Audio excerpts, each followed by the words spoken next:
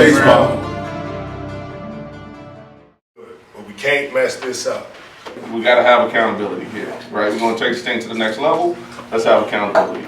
I just want everybody to understand the importance of this, right? So we got a lot of eyes, a lot of money, a lot of people with a lot of power in Major League Baseball and so forth and so forth. So we can't mess this up. Can't really say it enough. These kids are so lucky to have all of you. You're the difference makers in their lives. All we are is hopefully somebody that you'll welcome with open arms to help shine the spotlight on your kids and your programs and bring resources into the community. We're going to give everybody an opportunity to speak, talk about your program, and just talk about the wonderful things that you guys got going on. The Classic is big time. It's a major event in Chicago. Without the Classic, a lot of young men wouldn't have those opportunities. And it's all I heard from my guys for months on end. I just think, we need that. And to be honest, I mean, this is just my opinion. I think it's rejuvenated high school baseball for the city. Big time. I don't like losing. I only like to win, so that's what I'm trying to do, and that's how I'm going to settle the score with all the coaches. So just a little history about the Classic. The first Classic we had was with Thornwood and Kenwood. We got the idea. I went to Kenwood and Thornwood's game in, what was that, March 2021? You know what I'm saying? Now, when Kenwood go, y'all can say the same thing. But it's my turn. So, we are the reason why it's a Chicago Classic. I love the way that the event's growing. It's going in the right direction. This is an awesome opportunity for our kids, for our communities, for our programs.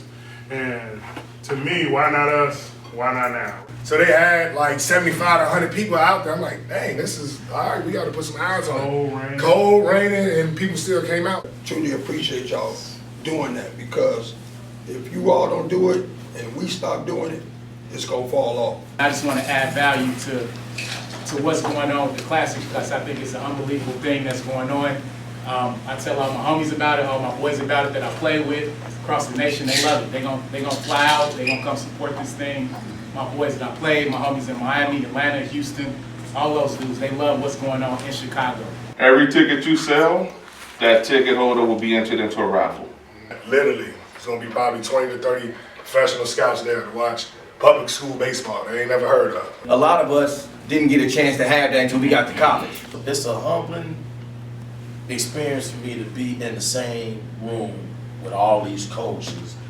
The purpose is for our kids to know how to showcase. Metrics. Before, when we played, it was, if a guy was good, the scout would hear about him and then come out and get the numbers. That's not happening no more. It's the opposite.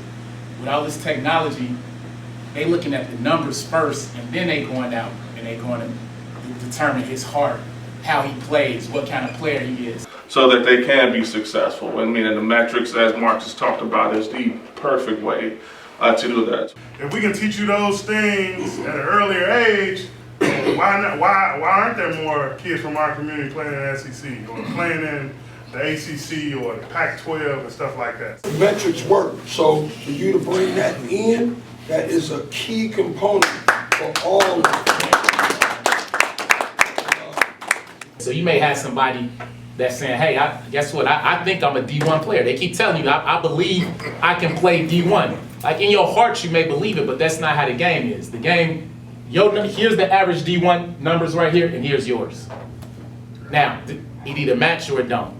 We're gonna let Mike Outten kind of lead this umpire debacle. Right now, I work in the Big Ten as an umpire. I'm the only black that lives in the city of Chicago that does college baseball. And I told him, I'm not working with anybody on the field, right? I got that right, as me being me. But I got some guys who can come in and actually do this thing right. The Classic right now is it's getting to be on steroids, man. So right now, Chicago is going to be the leading charge of everything in high school baseball. It can reach a capacity of 8,000, maybe 10, We gotta get this guy in the Hall of Fame. Right now, we're gonna got 2 black coaches in the Hall of Fame.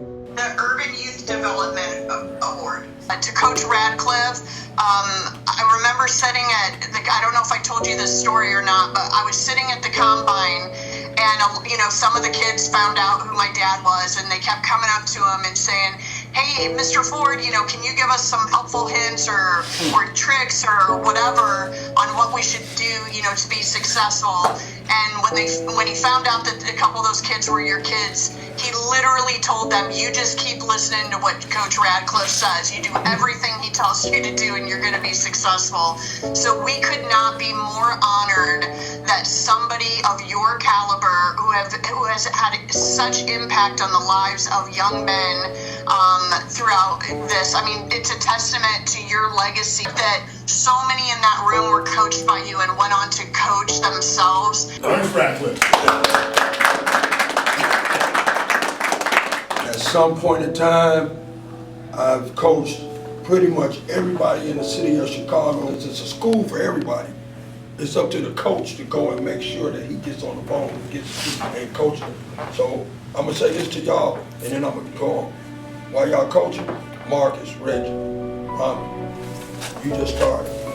Your job is to make sure that everybody who has a dream and want to play high-level baseball continue that dream. Y'all cannot waver from that. Y'all can't fall off from that, no matter what happens.